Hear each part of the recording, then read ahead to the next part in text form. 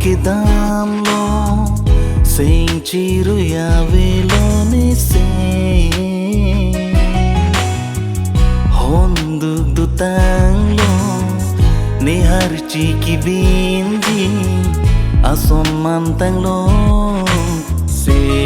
ik pen pajir puji ason mantanglo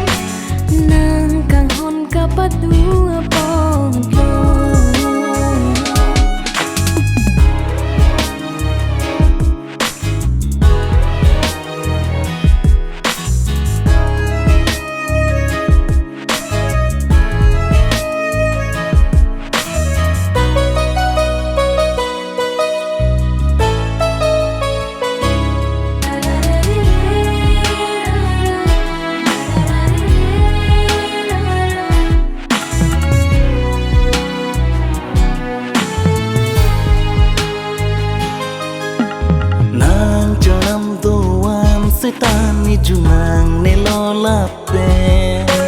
nang sing nang chiti nang niloni pa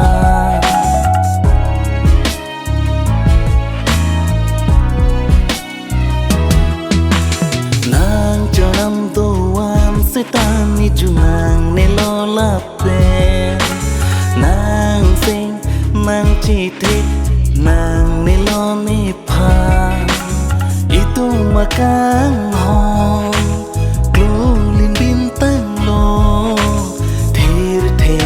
alam cha mandek lo teri da re re re re re da re re re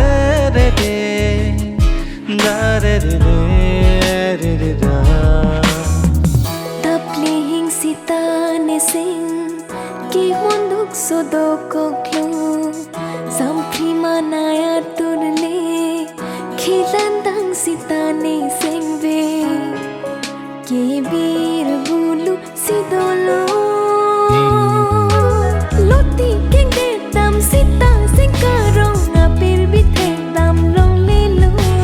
nang kang honara ki kelom apotlo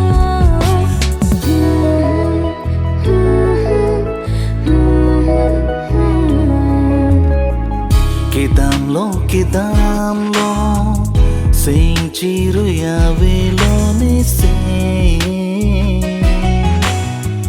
hondu dutanglo ni harchi ki bindi ason mantanglo se ik pen pajir puji ason mantanglo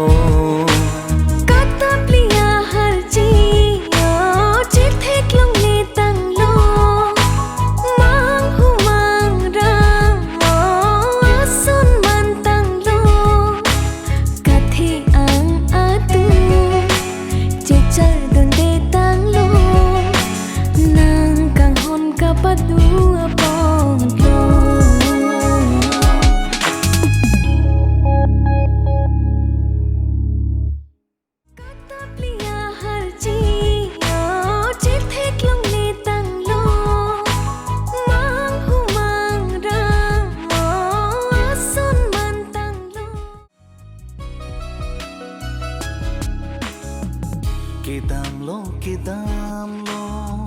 sing chiru ya velone se hondu dutanglo ni harchi ki bindi son man tang lo